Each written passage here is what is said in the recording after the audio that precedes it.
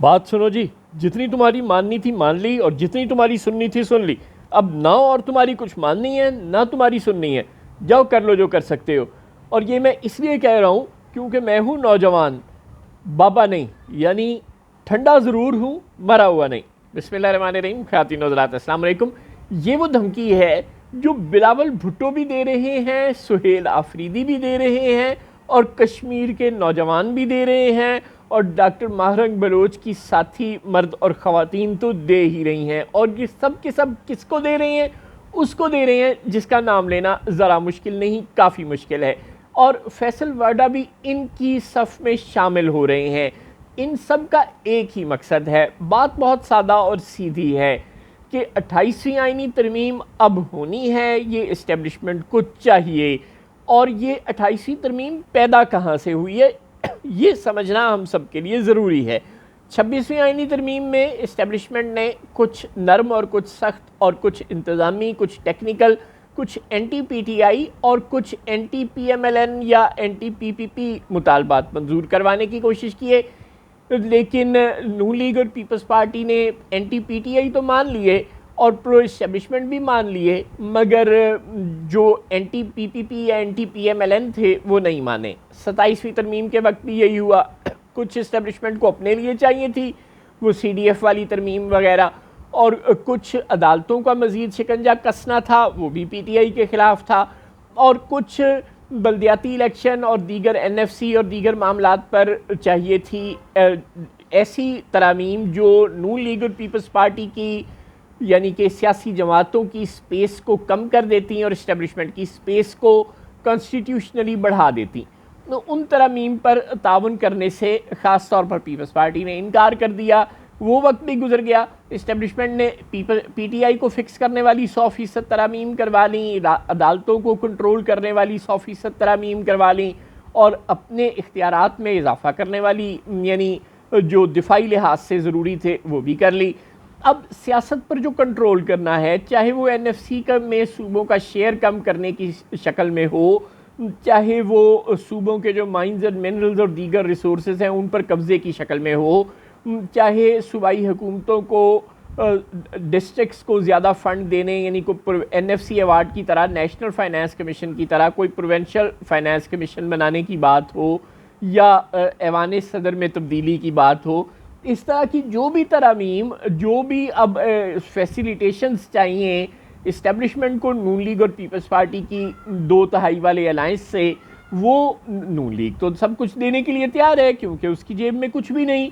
Peoples party की जेब में भी फैक्चुअली तो कुछ नहीं है, लेकिन उसको लगता है कि नहीं, अभी भी उसका इंटीरियर सेंड में होल्ड है। चाहे बलूचिस्तान की हुकूमत उसे ज़बरदस्ती दी गई है, चाहे जीबी की हुकूमत भी वो ज़बरदस्ती छीन कर ले रही है, लेकिन उसे ये लगता है कि नहीं, अभी भी जीबी में वो 2-4 सीटें फेयरली जीत सकती है, पंजाब में 2-4 सीटें फेयरली जीत सकती है और इंटीरियर सिंध आज भी उसके साथ है, लिहाजा वो अकड़ सकती है, ये उसको लगता है। ख़ास तौर पर चूँकि उसका चेयरमैन बिलावल है जो कि नौजवान है, और नौजवानों का यही मसला होता है, वो बाबों की तरह महमूद अचकज़ई और राजा नासिर अब्बास और बैरिस्टर गौहर और इन सब की तरह, नवाज शरीफ, इन सब की तरह वो मरे हुए नहीं होते, ठंडे ज़रूर होते हैं लेकिन किसी वक्त गर्म हो सकते हैं।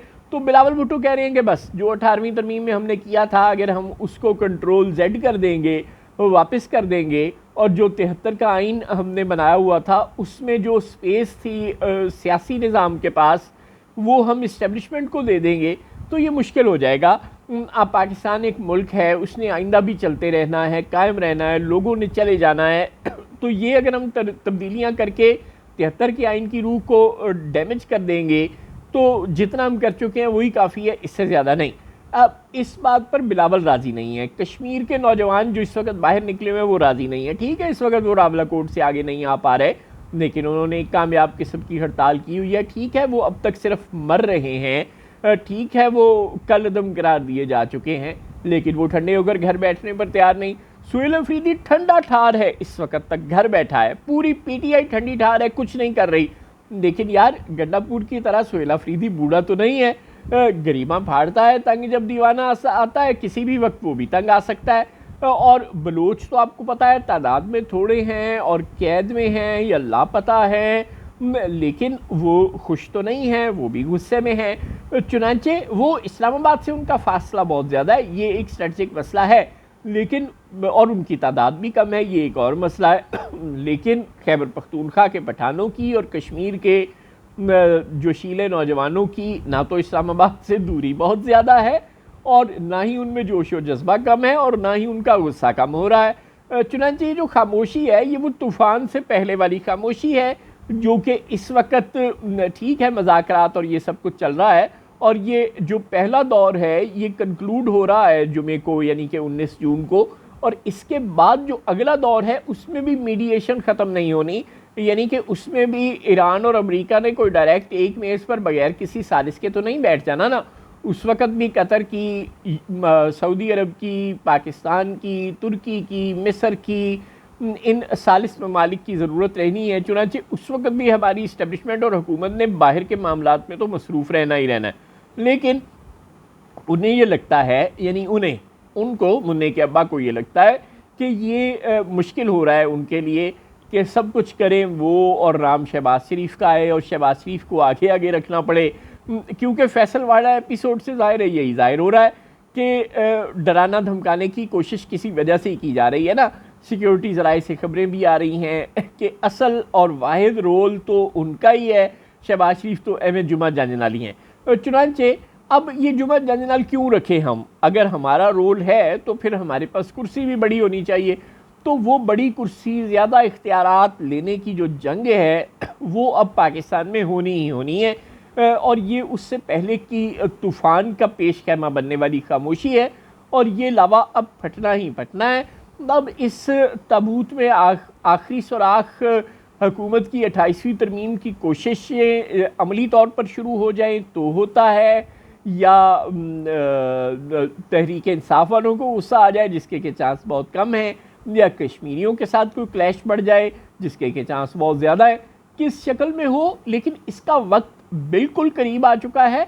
और जोगी बाबा यानी कि फैसल वाडा ने जो कहा है वो उन्होंने ना सिर्फ अपने जो कैंप है, यानी उनका जो कैंप है उसके इरादों की तर्जुमानी की है, बल्कि दूसरी तरफ से भी एजेंसियों की खबरें तो पूरी होंगी ना कि लावे फटने वाले हैं, तो लावे वाकई फटने वाले हैं।